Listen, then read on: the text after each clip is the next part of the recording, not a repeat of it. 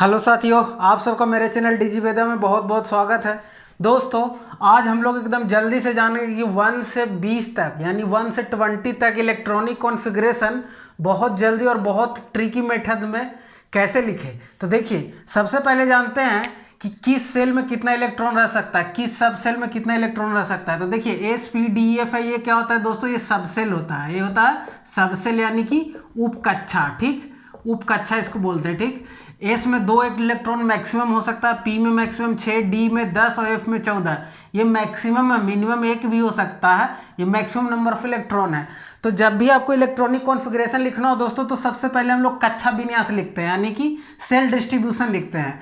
तो पहला देखेंगे कि हाइड्रोजन का 1 होता है, तो इसमें 1 कक्षा होगा, तो इसमें कितना इलेक्ट्रॉन रह सकता है, 1 2।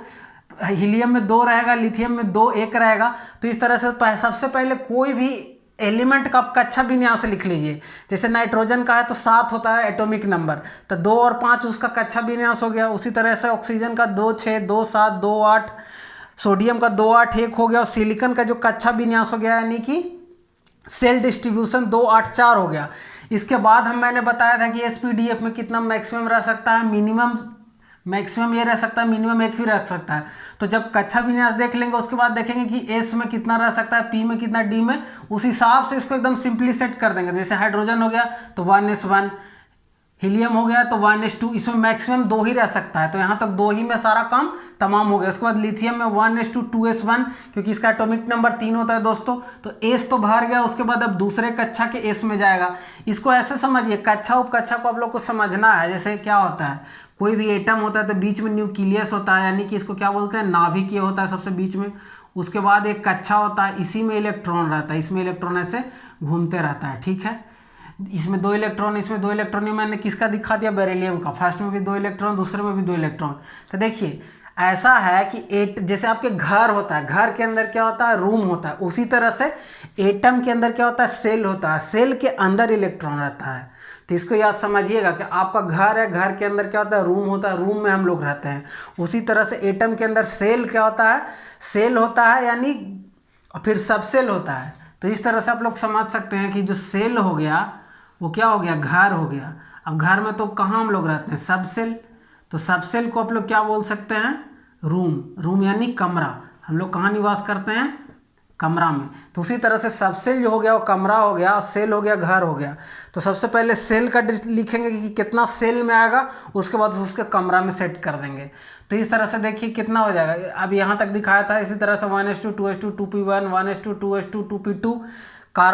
नाइट्रोजन का लिखना हो तो सबसे पहले कक्षा विन्यास लिखेंगे, 2 और 5 हो जाएगा। उसके बाद 1s2 2s2 2p3।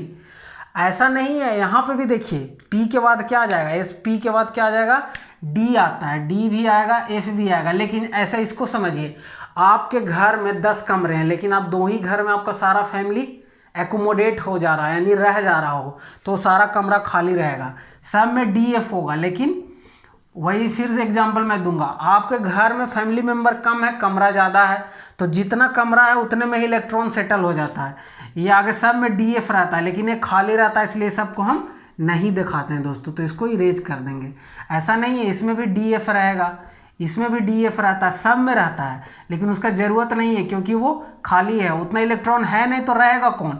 जैसे आपके घर में उतना कमरा बहुत सारा है, लेकिन उसमें रहेगा कौन, तो वो खाली है, तो उसको नहीं दिखा सकते हैं। तो इस तरह से आप देख सकते हैं कि सबसे पहले कक्षा विन्यास, उसके बाद उपकक्षा विन्यास, और उसको हम लोग कैसे समझ सकते हैं कि घर है, कमरा। इस तरह से आप लोग इसको बहुत आसानी से 1 से 40 तक, मैं यहाँ पे बोर्ड छोटा था तो दिखाया, इसी तरह से आप आगे भी लिख सकते हैं। इसमें कोई डाउट होता है तो आप लोग कमेंट बॉक्स में पूछ सकते हैं।